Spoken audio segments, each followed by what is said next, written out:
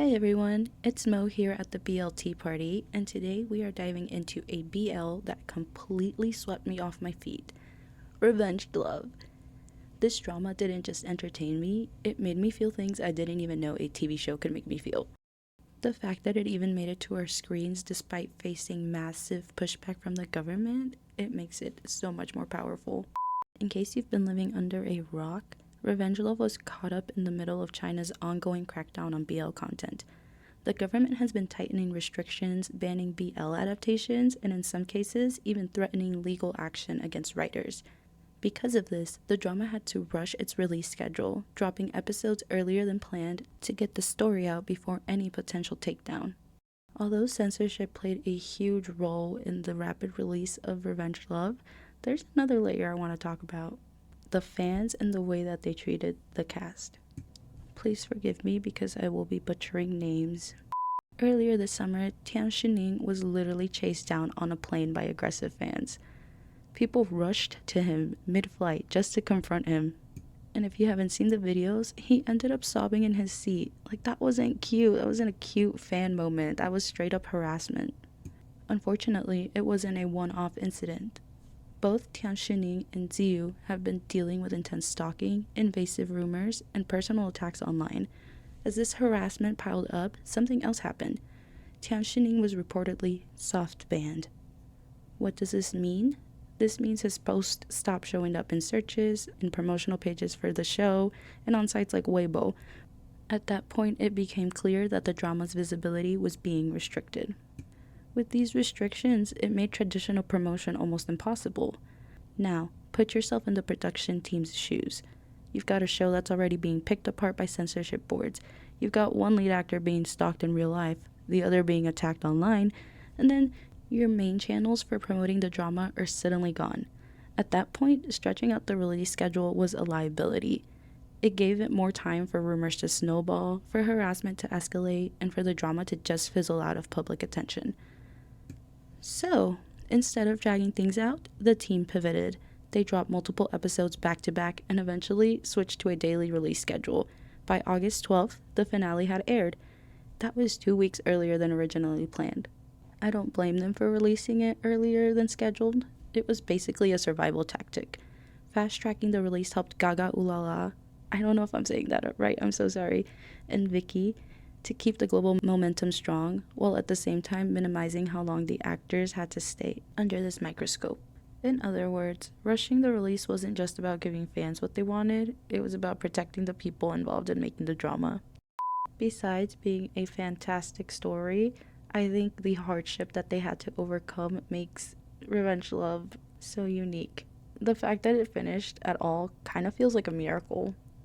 I'll be honest, I went into this completely blind. I know that there is a previous drama, I know it is based on a novel called Counterattack, but I really had no idea what to expect with this.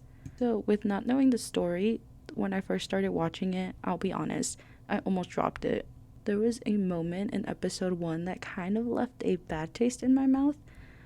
It was basically where Shishang, the main character, has a character injured, and it is basically implied that the way this character was injured had to do with SA. The character ended up half paralyzed. We never saw the character again, but I don't know, it gave me the ick, if I'm being honest.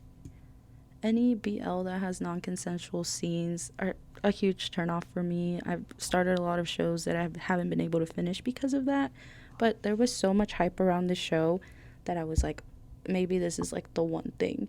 And there were some other questionable things Shishang did, but overall the story, the chemistry, it has my entire heart. Every frame in Revenge Love feels like it is dripping with intensity. Like, I don't know how else to describe it. Just like from the revenge plot to the slow burn to the cinematography, and let me tell you, they did it with $2 and a dream and a washing machine, as I've seen many people say online.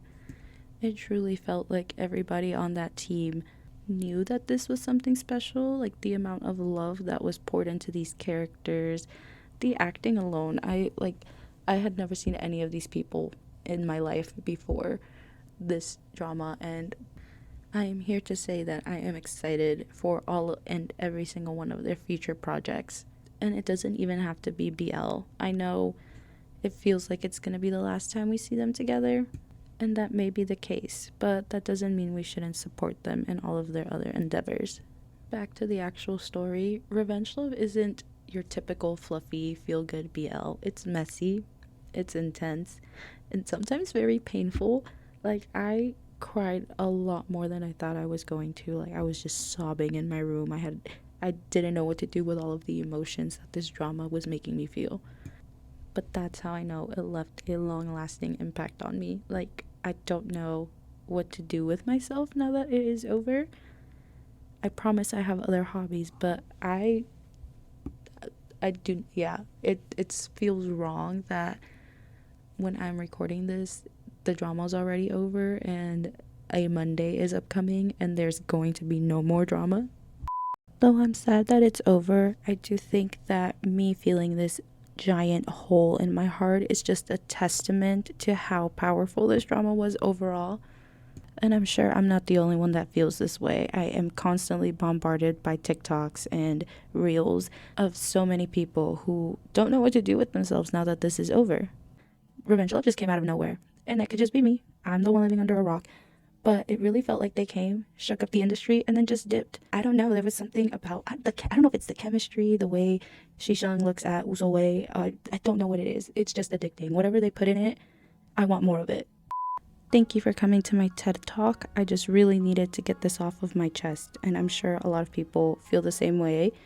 And here is to a future where we get another drama like this. I don't know how long it will take for something to have me in a chokehold the way this did, but I could use a break, I guess. Thank you so much for watching. Did you watch Revenge Love? Let me know in the comments what you thought about it. Please, I would love to discuss this with somebody. And as always, like and subscribe for more BLT party content.